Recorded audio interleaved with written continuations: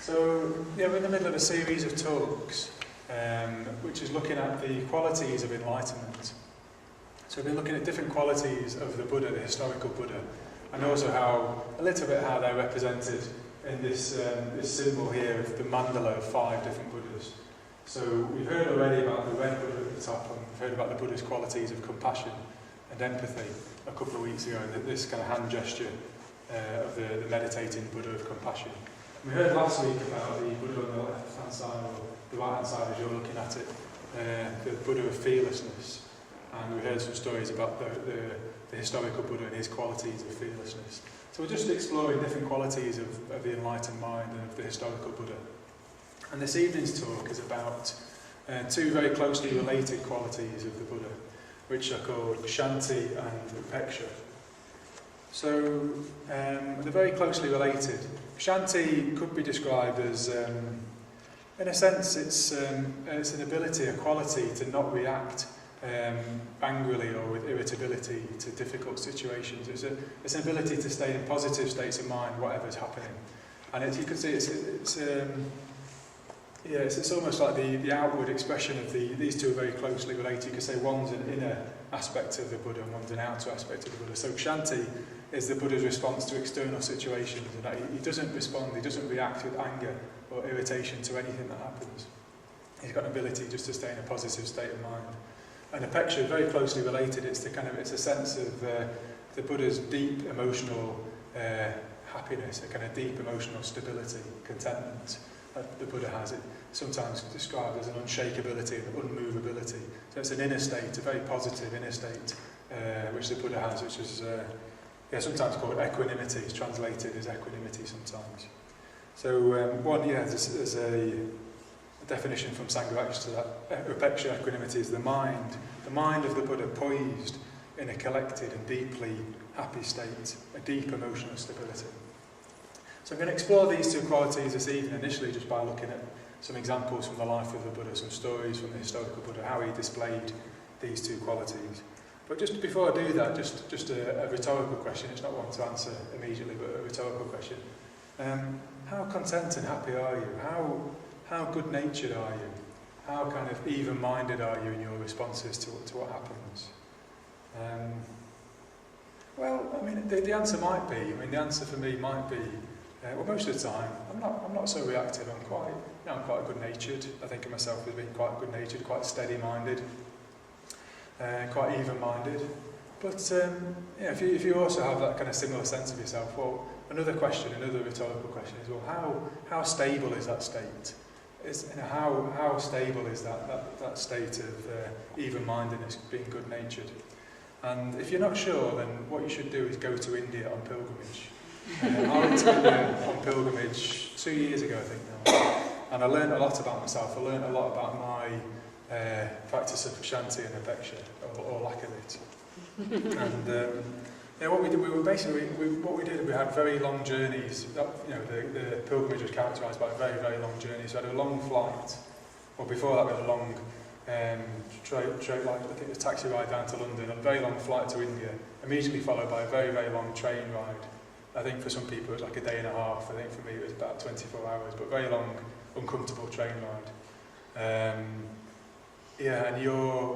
everything in England, in Sheffield, things are very ordered and orderly, very clean. They're not like that in India. They're not very ordered, not very organised, quite smelly, not very hygienic. And there's a lot of uncertainty. So we didn't basically know where we were going to be staying. We arrived, and the hotel we booked, for some reason, I'm still not sure why, wasn't available. So we found ourselves in a temporary hotel until the hotel was ready. And the hotel was noisy, it wasn't very comfortable. And basically the combination of tiredness, this uncertainty about accommodation, the uncleanliness, after about 3 days, I just lost it. I got really, really angry. And I had to just take myself off to one side and just kind of blow a fuse, basically. I just got really, really angry, really irritable. I just couldn't understand, why hasn't someone booked a hotel on the internet? Why wasn't it sorted out months ago? Why is there this uncertainty? And why is everything so noisy and dirty? And, I basically just blew a fuse, blew a bit of a fuse. And it was very interesting because there's a group of about 24 of us, and we're all in the same situation, we're all in exactly the same boat, but people are responding differently at different times to that situation. Some people are completely fine with that, but blew a fuse in other situations. And some people blew a fuse every day, some people didn't blow a fuse at all. So you can see we're all in exactly the same situation, but people responded very, very differently to those situations. So there's obviously a quality of people's mind, their own inner mind, how they reacted, how they responded to those difficult situations. And what it illustrated for me is, well, we've got a choice. We've got a choice in how we respond to difficulties. And the way we respond to difficulties is up to us, and we can practice this. So Shanti is something we can practice. It's a quality that we can develop and cultivate to respond positively whatever happens. So very, very powerful quality to cultivate. So it's some translations, there's not a direct translation in English, but you could translate it as patience. It's not exactly patience. Forbearance, non-reactivity, fortitude, a fortitude of the mind, and endurance, a quality of endurance, or stoicism. These are all kind of translations we could use, but it gives us an idea of the flavour of Shanti. Bodhinaga uses a translation as an attitude of determination to stay in positive states, even in apparently adverse circumstances. So it's almost like an attitude of determination to stay positive. And the opposites of Shanti are obviously things like ill will, which I showed in India, hatred, resentment, blame, irritation, and states like dejection or depression as well, kind of those kind of responses to difficulties. They're the opposites of Shanti. So traditionally there's 3 ways we can practice Shanti or develop Shanti. And they are towards our experiences with nature, Shanti towards difficult experiences with our body, and Shanti towards other people, So I just want to explore how the Buddha illustrated this quality in his life, some of the stories that illustrated this quality. So first of all, this ability to stay positive no matter what nature throws at you. And the Buddha lived a very, very simple life. He didn't have, he had a bowl and a robe, they were his possessions, and a razor. And he didn't have a house, so he lived basically in the wilderness. He lived in forests sometimes, under trees or bushes, or just sometimes camped out in the open air. So he had this ability to, just to survive whatever the weather, whatever the kind of situation, just to sleep anywhere basically. He walked barefoot across the whole of India, so he walked across the whole of northern India, very, very hot ground, stony ground. For all of his life as a homeless wanderer, he just walked barefoot. Sometimes didn't eat very much. He didn't get the kind of gourmet cooked food that we would get. He just ate whatever was given to him in his bowl. And he would have had to deal with all kinds of irritants, or things like mosquitoes, insects that I can't even imagine, all kinds of stuff in the jungles and the forests in India.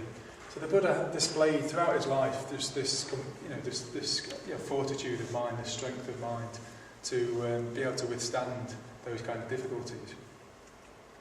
And then also with the body, as I say, the Buddha walked barefoot. So this can't have been very comfortable. He walked barefoot across the whole, most of northern India for all of his adult life. He didn't know the sutras never say the Buddha complained about his sore feet or the Buddha complained about his blisters. The Buddha goes from place to place and just teaches people and responds to people. And even when he was very, very old, when he was a very old man, the Buddha lived until he was 80. And even at that very old age, he still just walked barefoot from place to place. And he described his body as being like a broken down cart that's tied together by string. So the Buddha did experience the suffering of old age. He experienced pain, the pain of his body deteriorating. But again, the sutras describe him as bearing it mindfully, without complaining. And there's a very poignant sutta which tells the story of the Buddha's death, his final months and weeks, called the Parinibbana Sutta. And we have a festival called Parinibbana Day, so if you come to that you'll hear it told in full. But it tells quite a poignant story of the Buddha in very, very ill health. He gets very severe diarrhea. He eats something which gives him very, very severe diarrhea. And he's very, very ill. But again, the sutta just described him just bearing it mindfully. He just stays mindful of the experience without reacting. He just kind of stays with the experience. And he's able to kind of also bear a huge amount of suffering, a huge amount of pain and discomfort, just to continue to travel on foot. So he spent the final few months of his life having had this very severe food poisoning and being aware that he wasn't going to last much longer, just travelling from place to place, continuing to travel on foot, teaching people, making sure people understood the teachings. So there's some very moving stories. Just the Buddha in his very last few hours, about to die, still able to put to one side his own pain, his own difficulties, and just teach people, be there for people, respond to people.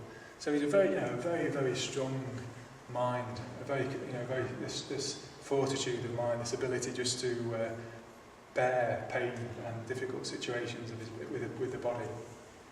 Remarkable, really. And then the final area that traditionally we can practice Ksanti is with other people. Maybe the most difficult for us is Ksanti with regards to other people.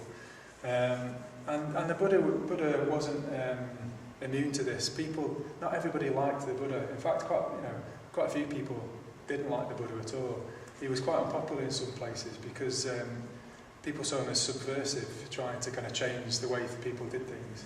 As a threat to the establishment, to the way things were done. People saw him, maybe attracted people to leave their home life and kind of, leave alternative lifestyles. So he wasn't entirely a popular figure, the Buddha. But this didn't bother him. He wasn't in it for popularity. He wasn't doing what he did for popularity. And we heard last week there was even plots to assassinate the Buddha. People tried to kill the Buddha, to assassinate him. And we heard last week how he just had this quality of fearlessness. There's also a story where somebody approached the Buddha and was very angry with the Buddha and had a lot of criticism. So they just basically encountered the Buddha and just threw all this criticism, hurled all this abuse and criticism at the Buddha. And the Buddha didn't respond as I might have done by getting angry or wanted to defend himself or to try and rebuke the man. He just stayed very, very calm and said to the angry person, if somebody gives you a present and you don't want the present and you give it back to them, who does the present belong to? And so the man thought about it and said, well, it belongs to the person who gave the present. If I've given it back to them, it belongs to them. And so the Buddha said, well, it's like this with your anger. I'm not going to accept your anger. I'm going to pass it back to you. So that your anger belongs to you. It doesn't belong to me. So he just stayed very, very calm, but just kind of he just stayed very, very even-minded, but was just able to deal with this quite angry person, and probably give him a very useful teaching actually about where anger comes from and how to deal with it. So there's these three ways that we can practice Ksanti, and in a sense it wasn't like the Buddha was practicing it, it just became natural. It was an expression of the Buddha's equanimity. So the Buddha had a very, he had a very deep sense of contentment, stability, calm, and his Ksanti was an outward expression of that. It wasn't something he had to consciously practice, whereas we might need to. So the Buddha had this, had a deep sense of equanimity and stability, to not be able to be moved by circumstances. So very, very positive in a state. So again, that definition is Upeksa is a deeply stable emotional state. It's the mind which is poised and collected in a deeply happy state, unaffected by pleasure and pain. So this is an inner quality that the Buddha had, just this very deeply content state of mind. And it's illustrated in a story we also heard a few weeks ago, which I'll just recap over, which is the story of Mara's attack. So there's legends and mythical stories about the enlightenment experience of the Buddha. And it's said that just before the Buddha became the Buddha, before he broke through with his enlightenment experience, he came under a ferocious attack from forces that were trying to stop him from breaking through. And you can interpret this as external forces, or you might interpret it as the forces of the Buddha's mind trying to stop him from all the resistance, all our inner resistance that wants us not to progress, not to make progress. And this is embodied in a figure in the Buddhist legends called Mara, the figure of Mara who's trying to work against the Buddha to stop him from breaking through into Buddhahood. So, just to briefly recap that story, the Buddha's sitting down, like he is in our statue here, our rupa here, a deeply, deeply concentrated state. And Mara wants to unsettle the Buddha, he wants to shake him, he wants to stop him from breaking through into Buddhahood. So the first thing he does, he sends ferocious armies to attack the Buddha. And so these armies are very, very angry, very, very violent forces, and they hurl stones, rocks, spears at the Buddha. They shout all kinds of obscenities, they make all kinds of wild noises. And the stories say that the Buddha isn't frightened, he isn't moved, he isn't shaken by this, but he encompasses all these forces, all these armies with loving kindness. He just encompasses them with loving kindness. And when the stones and the spears and the rocks reach the body of the Buddha, they transform into beautiful flowers which just fall around the body of the Buddha. So Mara, well, he's suffered a setback, but he's still determined to defeat the Buddha. So the next thing he does is he sends his daughters. He's got very beautiful, voluptuous daughters, and he sends them to go and try and tempt the Buddha out of his meditation into doing something he ought not to be doing. And so the daughters come and they dance around the Buddha and they do all kinds of evocative, provocative dances. And basically try all the tricks that they've got, everything that they've learned, all the tricks. And the Buddha, again, just isn't moved. He's just completely stable. His mind's completely stable and focused on breaking through into enlightenment. And so the Mara has got one last trick up his sleeve. His final trick is to try and cast doubt into the mind of the Buddha, just to unseat the Buddha through casting doubt into his mind. So he says to the Buddha, he tries a whole dialogue, and he tries a range of things, but he effectively says, well, who do you think you are? Who are you to be sitting on this seat? Who are you to be trying to break through into enlightenment? Why do you deserve this? Who do you think you are? And maybe this embodies maybe our doubt, a little doubt that can creep into our mind as to whether we can actually make progress and whether it's possible. And the Buddha's response actually is an embodied response. The Buddha doesn't speak back to Mara. He just stays very, very still, very, very contained, very, very stable. But he just very gently takes his right hand and just touches the earth. He touches the earth in this gesture, this hand gesture of mudra, which you can see on the statue up here, which we call actually I don't know what the Indian translation, but we call it the earth touching mudra. He just gently taps the earth. And the story continues, but basically the Buddha is just displaying that he's deeply anchored, he's just deeply rooted to the solidity of the earth. He's not going to be shaken, he's not going to be unsettled, he's not going to be disturbed. So we've got this gesture which is displayed by our statue here. You've seen a lot of statues of the Buddha just gently tapping the earth, and it comes from this story, and it illustrates this deep-rooted stability of the Buddha's mind, this equanimity, this Upeksa, that the Buddha in a sense is anchored, his mind is anchored, and he's not going to be thrown off, he's not going to be unsettled. And we've got the Buddha at the bottom of this mandala, so if you could just tap the it's called the Buddha Akshobhya. So that's a picture of the Buddha Akshobhya. And so, we've been exploring how the qualities of the Buddha, there's so many different qualities of the Buddha which we're exploring over the next few weeks.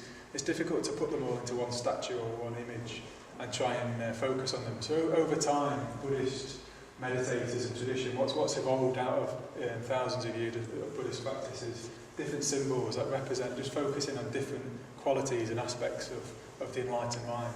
And we've got the Buddha Akshobhya, who represents this quality of equanimity, unshakeability, unmovability. And he has the same gesture as the historical Buddha in this statue, just gently touching the earth. And he's associated with the colour of blue. He's associated with real clarity of wisdom, real clarity of mind, which we'll see later. And he's associated with the element of water and the symbol of the elephant, the unmovable, unshakable elephant is his animal. So I'm not going to say too much about Akshobhya. I might kind of revisit Akshobhya later, but just to be aware, well, over time, Buddhist tradition has tried to embody this quality of the historical Buddha and the enlightened mind in different ways. And this is one of the ways that you might see this quality referred, symbolised as the Buddha Akshobhya, the blue Buddha Akshobhya. So, we've heard a little bit about the Buddha and this quality of, these two qualities, two related qualities, Ksanti in relation to external things, and an inner state of equanimity, Upeksa. How can we develop them? How could we get a sample of that, a flavour of that? How can we get more of that in our lives? How can we cultivate these states? Well, firstly, just with Ksanti, because you could look at Ksanti as a muscle. It's almost, it's like a muscle that we can develop. It's like going to the gym and doing training. We can develop our Ksanti muscle, our ability just to not respond, not react. We can develop that with practice. So it's definitely something we can cultivate, and a very, very useful, very powerful state of mind to cultivate. Just to not be blown around or knocked about by external circumstances. And it requires some fearlessness. We heard last week all about the quality of fearlessness. And if we're not going to be blown around by things and stay on course, it requires also the quality of fearlessness. But just going back to these three areas of the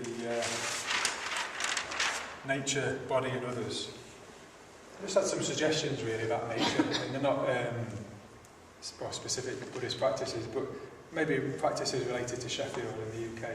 One aspect of nature is the weather. One thing we could consider doing is just not to be obsessed by the weather, just to stop being obsessed by the weather, stop moaning about the weather. And I include myself in that, as well as some of you guys perhaps. But it's a national obsession, we like to complain and moan about the weather, about nature. And it just, it doesn't change the weather, it doesn't change, it doesn't make us feel any better about the weather even, but it's just cultivating a negative response really to the weather, which is completely out of our hands, really out of our control. We're not in control of the weather. And I was at a wedding at the weekend, and it struck me how all this planning goes into the wedding. It's very, very carefully planned. For weeks, months, sometimes years, people plan the weddings. But the one thing that people define the success of their wedding by is whether it's sunny or not. And it's the one thing that you've got no control over. So it just seems an odd thing to do, actually. So we could practice Ksanti, cultivate Ksanti in nature. One way is just by not, just noticing if we're moaning about the weather and not doing that. Just going camping recently, and so another thing that was quite alive in my mind was insects and midges. Just being able to practice Ksanti in relation to midges or flies. Because we get that, and that's part of an aspect of nature that we get in Sheffield, in Derbyshire, in the Peak District. So if a fly lands on you, the instinct might be to swat it or to push it away, but we could just practice mindfulness and metta and just let the fly or the insect, whatever it is, just crawl on our hand. It's not going to hurt us, it's not going to harm us. An extreme form of this, but there was somebody on who was leading an ordination course out in the mountains in Spain, and he described how, in a quite concentrated and meditative state of mind, he was able to notice a mosquito land on his hand, draw blood and fly away again without swatting the mosquito, which is quite an extreme, form of Ksanti, but it's possible. It's possible to be that mindful and have that much metta to not react and to notice whilst the mosquito was biting him. You don't have to go as far as that, but a couple of suggestions are in relation to insects and the weather. That we could just practice a bit of Ksanti. And again, these are I'm speaking largely to myself, so I'm not kind of telling people off. But the next one around the body is again related to myself, but some of you also might relate to this. Is if you get a cold, don't moan about it. You might notice there's a kind of a pattern around moaning. So this is something I can do if if it's cold or it's too hot or it's too wet or if I've got a cold. It's just to make quite a big fuss about it, just to kind of allow myself to get into a negative state because I've got a cold or slightly unwell.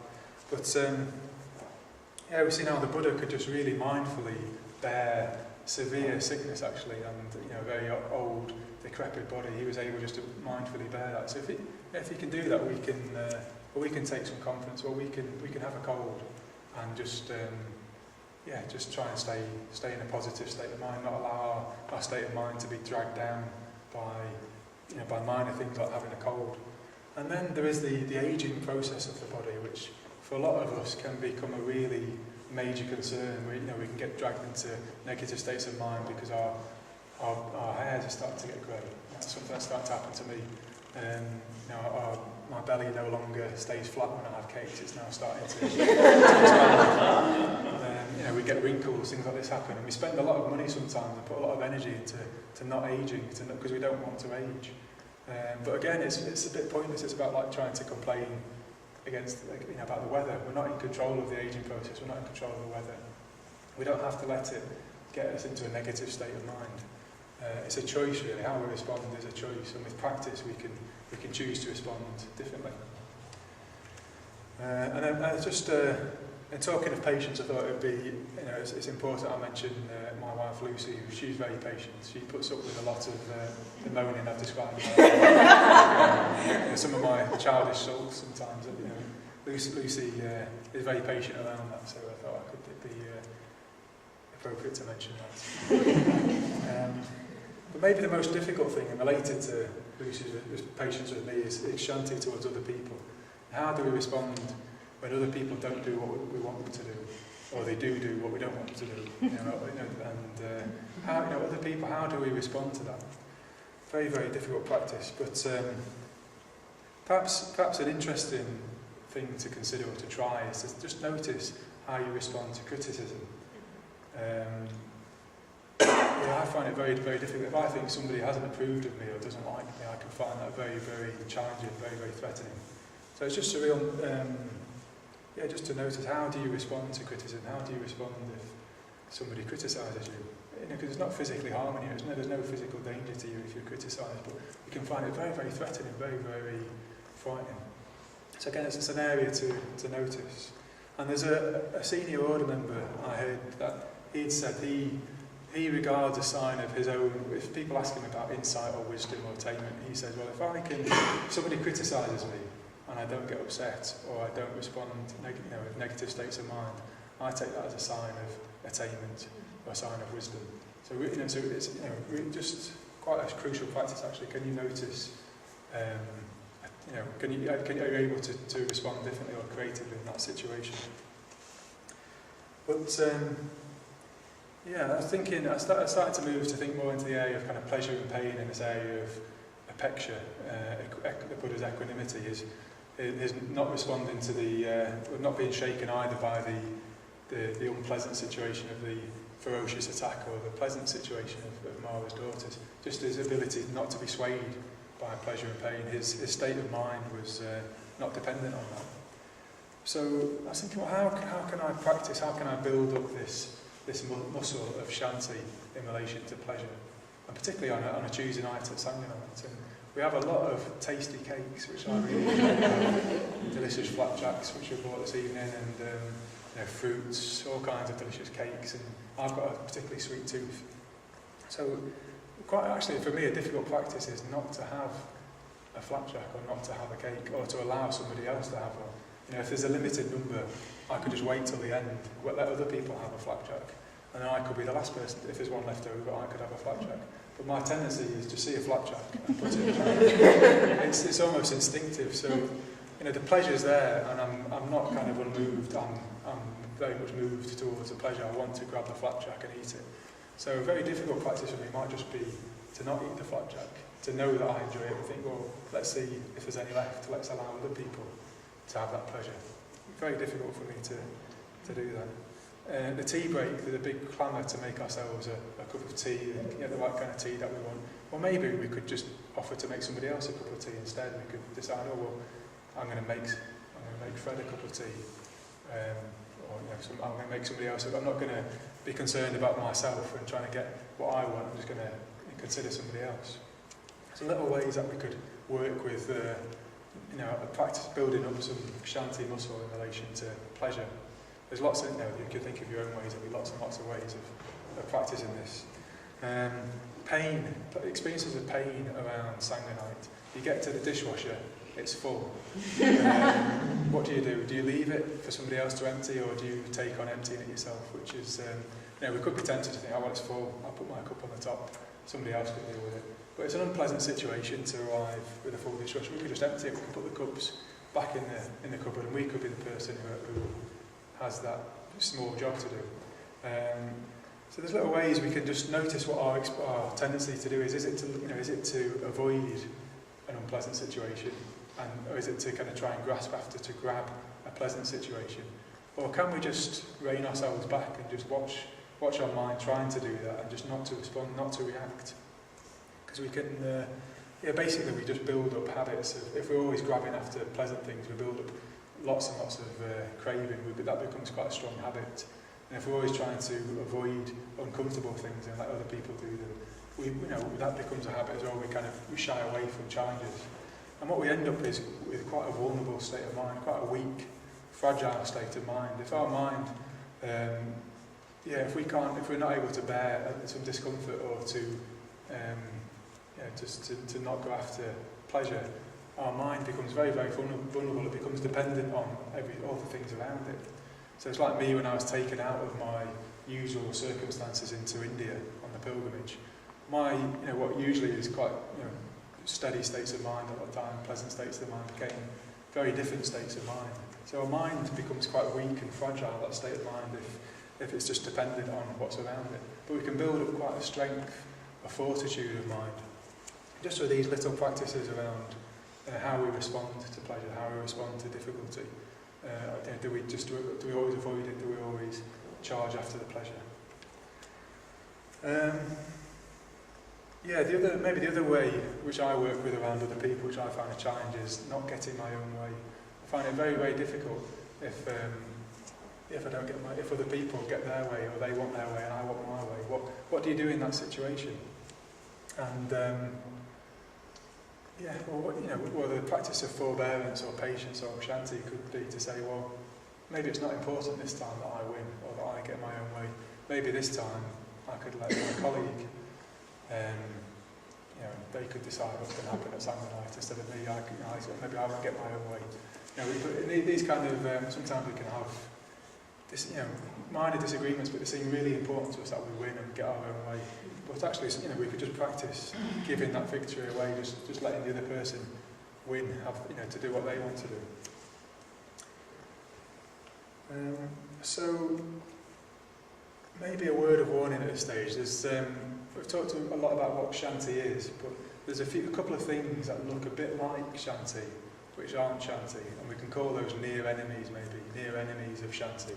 Things that look as though they might be Ksanti, but they're not actually.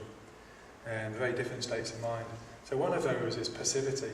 It could be easily mistaken for a practice of patience or forbearance. It's actually is just a state of passivity. So it could be a state of indifference or apathy, not really caring actually, not really being bothered what happens, not caring about things, just being indifferent to things. So it might look externally like we're not really moved or shaken by things, but actually we're just indifferent. We don't really care. Laziness, just a sense of, I could do that, but I'm just not bothered to do anything really. It could be an inner state of laziness, which means that we're not really moved very much. It could be, we could have a victim mentality. We could have a sense that we always lose, we never get our own way because we're a victim, and that could be very different to actually deciding to give the victory to somebody else. Or martyr complex, or I can't possibly have my own way because I'm not good enough, so I should give the victory to somebody else. So these are all kind of states of passivity, really, not really taking responsibility, but kind of giving up responsibility, not just very, very different to that strength of mind of the Buddha, which is just not moved by these things. These are kind of what we call near enemies, just things that look a bit like Ksanti, but they're not the same thing. It's very, very important. So some people might get the sense of Buddhists and they might see, the popular image is of monks in different countries, and they see monks looking very calm, very peaceful, and they hear all about Shanti and forebearance. And they might just get the sense, Buddhists are a bit like doormats, we're just a bit of a walkover, that we just let other people have their own way, we don't disagree, we don't argue, we're just very peaceful, very calm. But again, it's not what Buddhism's about, and it's not what Shanti is about. And Shanti always comes side by side with a kind of pair, which is called virya. It's kind of part in the Dharma is virya, energy towards skillful states and towards enlightenment. So we need lots of energy in the spiritual life to change, to transform, to change difficult situations, to work with our own states of mind. So Buddhism isn't about being a doormat. It's not being passive and just letting things happen. So it's really important we do take responsibility and we make things happen. And if something needs to be changed and we can change it, well then we change it. If there's an unskillful situation happening, well we need to take action. We need to do something about it. If there's injustices happening, well we will do. It's important we do something and we speak out, or we take action. It's important. We need that energy to stand up for our values, to stand up for what's important. To protect our ethics, and protect our states of mind. So it's a bit of a balancing act really, because it could be, we just need to be careful that we don't use that to get our own way, to justify getting our own way, because it could be, it's possible we could just be saying, I'm just going to argue with everyone all the time because I need to get my own way. But we can practice Shanti with other people and just know when is the right time, in a sense, when am I being selfish, when is it not really important to get my own way, but when is it about me, and when is it about the bigger situation, when is it there's something important that I need to protect and to speak out for. So it's a balancing act of knowing when to step back and when we need to step forwards and to step up. So just a little bit about passivity, just something that could be mistaken for Shanti. And I think in that kind of dilemma, that kind of situation, well, do I respond, do I react, do I not react? An interesting question to ask yourself would be, what would the Buddha do in this situation? If the Buddha was in this situation and he was faced with this dilemma or this difficult situation, how would the Buddha respond? What would the Buddha do in this situation? And that can be a really powerful way of actually just putting ourselves in maybe higher state, somebody, a bigger pair of shoes, and just think, I can see what my usual response might be, my habitual reaction, but what might be a more skillful response, and what might be a wiser response? And if that seems a bit kind of far off, maybe just, what would somebody who you admire, what would they do in this situation? How would they respond in this situation? And that can give us a sense of somebody with the perspective of the Buddha. So there's one other important near enemy of Shanti and forbearance and equanimity. One other near enemy, and that is denial. We could actually just have the sense that we're very chilled out, very relaxed, but actually just be in denial of what we really feel about things. And this was the state I was in when I first came along to the Buddhist Centre a number of years ago now. Basically, I just had the sense, I'm quite relaxed, I'm quite laid back, I don't really, I don't get upset about things, I don't cause hassle. I'm just quite a laid back, chilled out kind of guy. That was my sense of myself. But once I'd been meditating for a few years and got quite deeply into meditation, I discovered that wasn't the case actually, that I'm quite irritable. I can be quite irritable and sulky and moody, get angry, jealous, you name it. So basically I just had this sense that, basically I just was completely out of touch with my emotions. I wasn't in touch with my emotional experience. So all that was going on all the time, but I was just cut off from it. I was alienated from it. So it could be, this is a danger with the practice of Shanti and Upeksa. This is a danger that we could actually just be in denial about what's really happening. We could have a sense of, I'm a really good Buddhist, I'm a really good, nice Buddhist, I don't get angry, I don't react to things. But really, it could be that we're just not in touch with our emotions, our deeper emotional responses to things. So that's just a trap to watch out for, that we could just get, we could use this practice of Shanti to just to stay trapped in that state of denial, really. Okay.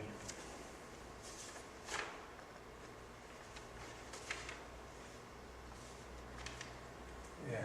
So I want to return just back to where I started, really, with this trip to India, and just me discovering that I wasn't as even-minded, I wasn't as good-natured as I thought I was. Actually, a lot of my even-mindedness and good-naturedness depends on the situation that I'm in, the environment I've created. Because we're very good at creating situations that suit us, that are comfortable for us. In a sense, that's what our Western culture is about, is creating a comfortable environment, so that we don't experience too much discomfort, we don't experience too much pain. We try and get as much pleasure as we can. And there's nothing wrong with that. It's nice to get pleasure, it's nice to avoid discomfort, but what we end up is with quite a weak, fragile sense of contentment and happiness. If it's dependent on external things, our state of mind is going to be quite easily shaken, quite easily disturbed, quite fragile, quite vulnerable. But very, very good at organising our lives just to avoid that happening, just to give ourselves the impression everything's fine, everything's okay. And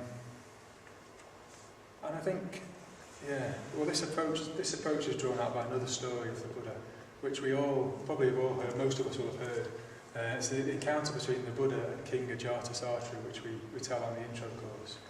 And we hear the story of the King Ajatasattu as a very rich, powerful king. He wants to go and meet the Buddha. He's heard all about the Buddha's equanimity and his Shanti and all these marvellous qualities. He wants to go and meet the Buddha. So he sets off with this great entourage of elephants and dancers and entertainment and his advisors and ministers. He sets off to meet the Buddha. But as they enter the forest where the Buddha's staying, the path's very narrow. He has to leave bit by bit all of his entourage behind. He has to leave his advisors behind, the elephants behind, the dancers behind. And he just needs to go in single file with his advisor, his right-hand man, Jivaka. And when the Buddha and Ajatasattu encounter each other, Ajatasattu is just deeply moved by this sense of peace, this sense of equanimity, this deep kind of calmness and stability that's there in the place. There's 1,250 monks, each completely still, in silence. And Ajatasattu has never encountered anything like this, he's never experienced anything like this, so he's deeply moved by this, affected by this. But according to one version of the story which we tell, there's a kind of an exchange between the Buddha and Ajatasattu. And Ajatasattu challenges the Buddha and says, "Why? It stands to reason I must be a happier man than you. I must be more content. I must be a happier man than you, because look at all the power I've got. I can buy whatever I want to buy. I can eat whatever food I want to eat. He hasn't got a big widescreen TV, but if he did, he could watch whatever channel he wanted on his big widescreen TV on the satellite. He could go on whatever holidays he wanted to. He's just got people do whatever he tells them to do. So he said, it stands to reason I must be a happier man than you." And the Buddha asks Ajatasattu a series of questions, and he basically just asks him, how long could you be happy without all of that stuff? How long could you be happy if you just sat in the forest with me and didn't have any of those distractions? How long could you be happy for? Could you be happy for an hour? And the Buddha said, Ajatasattu says, yeah, I could be happy for an hour. Or could you be happy for 2 hours? Yeah, I could be happy for 2 hours. Could you be happy for 4 hours? And Ajatasattu, he's starting to feel threatened by this. Well, okay, I could do 4 hours. Could you do a whole day? Could you sit for a whole day and be happy without any of your distractions, any of your stuff? At which point Ajatasattu said, well, that's impossible. Nobody could sit completely still and be happy and content for a day.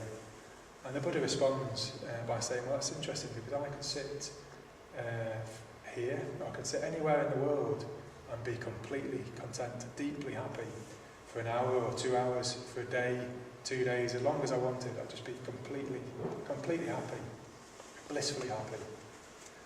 So we tell that story to illustrate that happiness doesn't come from being able to organise the world and control the world, to have it how we want it, to have or the best possessions and to have things arranged how we want, because things don't stay like that. Things are constantly moving, they're breaking, they're changing, they're unreliable.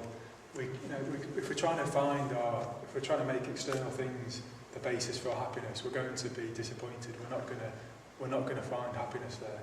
But we tell that story to illustrate, well, actually there's a deeper source of happiness. There's this inner source of happiness which the Buddha resides in, the Buddha dwells in. He abides with this deep state of equanimity, a real deep happiness, unshakable happiness. So, yes, the Buddha taught that suffering, he used this word dukkha, suffering, unsatisfactoriness comes from having the wrong attitude, the wrong approach to external world.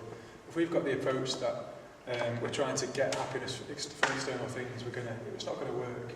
And the Buddha said that's basically the source of our discontentment, the source of our happiness, is our approach, the attitude we take to the world. And there was a Buddhist saint, you could say, a Buddhist poet from the 7th or the 8th century, an Indian man called Shantideva. And he's come up with a very, very famous text, Buddhist text, set of verses. And there's a chapter on Shanti. And it's a really important text called the Bodhicharyavatara. There's copies in the library and the bookshop.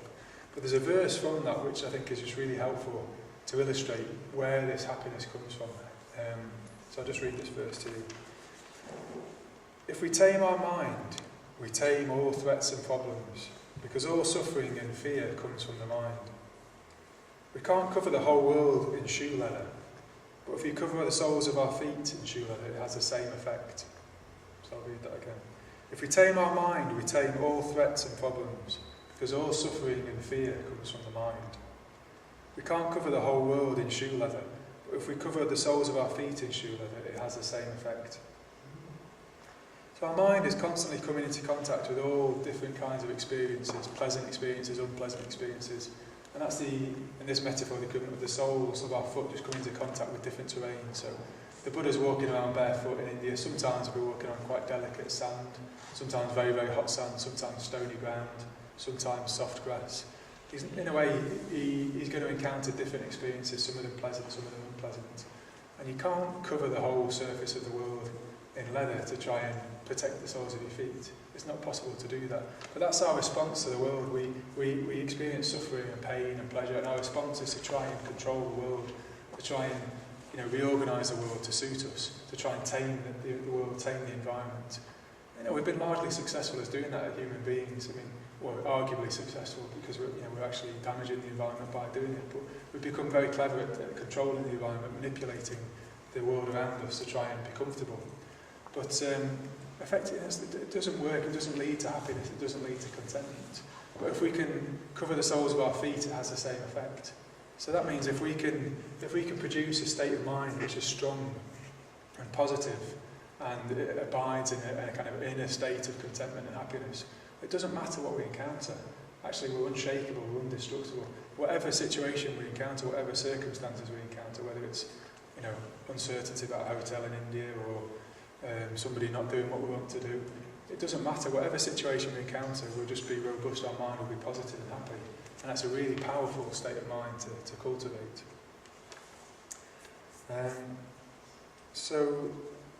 Basically, the way we do that is through the perspective we take on things. If we've got an unwise perspective on our experience, it's going to lead to suffering. That's basically what the Buddha said. The root of our suffering is the perspective that we take, the attitudes we take to situations. What we need to do is tame our mind. Shantideva says what we need to do is tame our mind. So there's things we can do to actually train our mind to become wiser. There's reflections we can do to make our mind more in line with the way things are. Before I mention those, just a note to say, Akshobhya is again associated with this quality of wisdom. The quality of wisdom that just sees things very clearly as they are. It's called the mirror-like wisdom. So a mirror just reflects things back exactly as they are, and the mind of the Buddha just sees things as they are. And the Buddha said what we do is we experience suffering or pain, and it's as though he said that's like a man who's been pierced by a dart. And what we do is we grab a second dart and pierce ourselves with a second dart. That's our response that says, well, why is this happening to me? This isn't fair. This shouldn't be happening. This always happens to me. Why is this happening? and our response to try and push it away or to make up stories about it, basically we create a whole layer of suffering on top of the experience. But the mirror-like wisdom of the Buddha, and represented by the Buddha Akshobhya, is the wisdom that just sees things as they are, just sees the experience as it is, without adding anything on or taking anything away from it. And so we can train our mind to have that perspective. It's possible to tame our mind, to train our mind. And there's a really handy, a really beautiful set of verses which we call the Four Reminders. They come from the Tibetan tradition. I'm not sure exactly where they come from. But we often recite these in the morning, at the morning meditations at the Buddhist Centre, in the Red Shrine Room. And there's a series of 4 reminders. And I think they're just really helpful to developing this state of Shanti and equanimity. So I'll just read out what these 4 reminders are. So the first one is, life has inevitable difficulties. No one can control it all. Life has inevitable difficulties. No one can control it all. Yeah, so it's just really useful for someone to tell us that, to remind us that you can't control life. It has inevitable difficulties. Things will go wrong. Things will break. Difficult things will happen. You can't control it all. And then the second reminder is about our body, Shanti towards the body. This body is impermanent. Death is certain. So I'm going to die. Death is certain. I can't avoid it. My body's impermanent. It's going to age. It's going to get ill sometimes. It's going to be unreliable. So if I expect it to be otherwise, I'm going to be disappointed. And again, it's maybe difficult to be reminded of that, but it's really helpful to be reminded of that. And then the fourth one is, the karma I create shapes the course of my life. The karma I create shapes the course of my life. So this is all about our responses to those difficult situations and how they're going to shape our experience of the world. If we're constantly trying to push away difficult situations or chase after pleasant situations, our life's going to be shaped by that. Our mind's going to be shaped like that. We're going to become more and more the kind of person who relies on craving and pleasures, and a person who can't really stand difficulties. So the karma we create, the habits, the patterns of responding we create, is going to shape the course of our life and our experience of the world as well. And then the final reminder is that it's a reminder about the purpose of our life. This human life is precious, an opportunity to awaken. This human life is precious, an opportunity to awaken. So, why is it important to control our responses and to build up a firm state of mind? Because actually we've got a really precious opportunity. We can awaken. We can become a fully awakened human being. We can grow. We can evolve. We can develop our mind. So how we choose to respond to situations is going to shape that. So.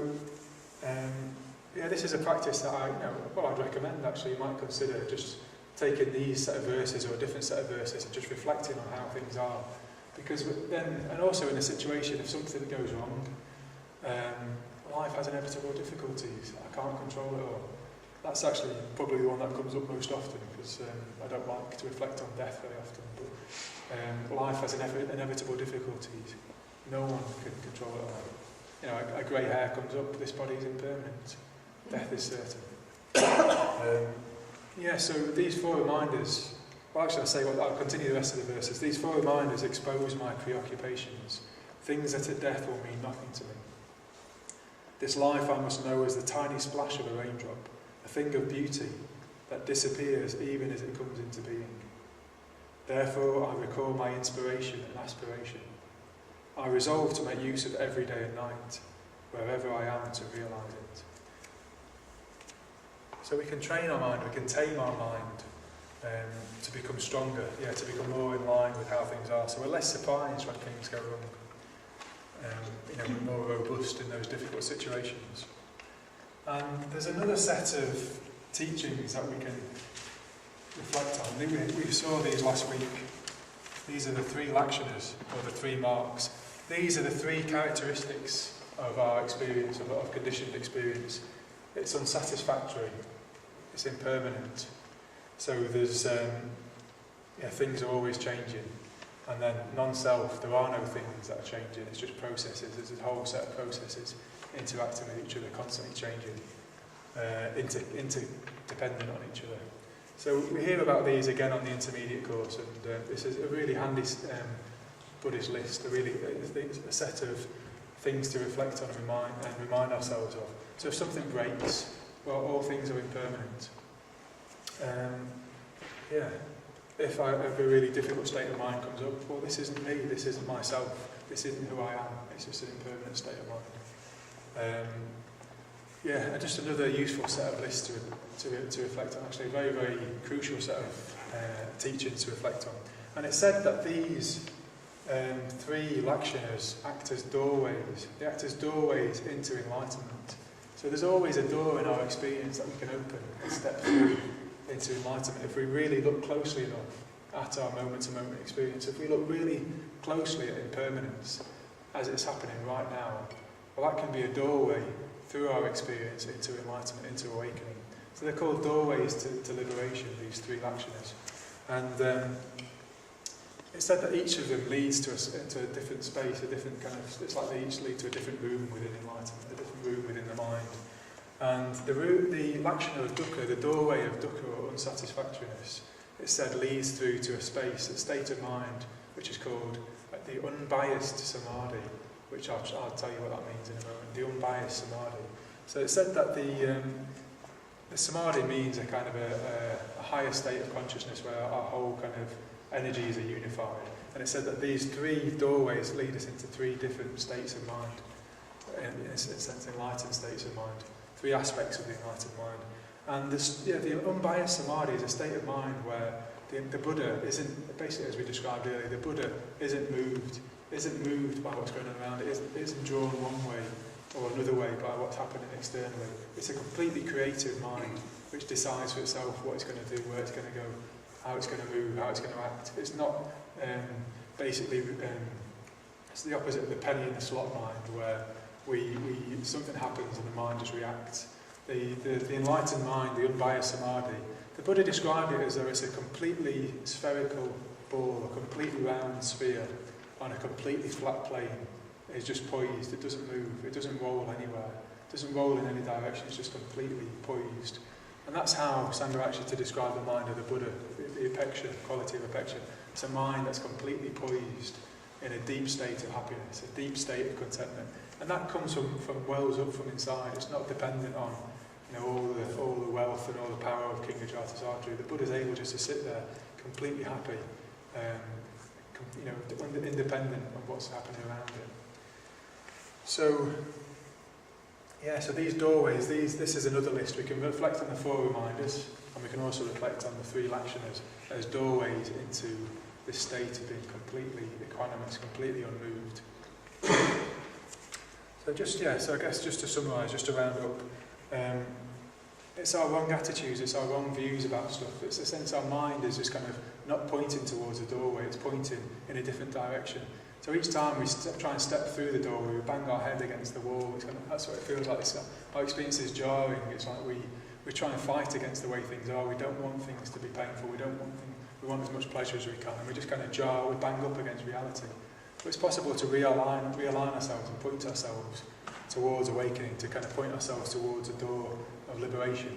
We can train our mind so that when we encounter difficulty, it's an opportunity. It becomes an opportunity to step through the experience, to step through that doorway into liberation. So we can realign our mind in a quite powerful way.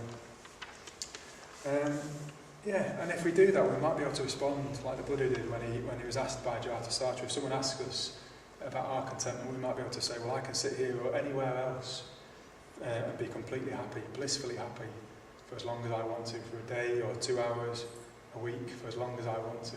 That would be a great thing to be able to respond to somebody and say, well, I can be completely happy for as long as I want to.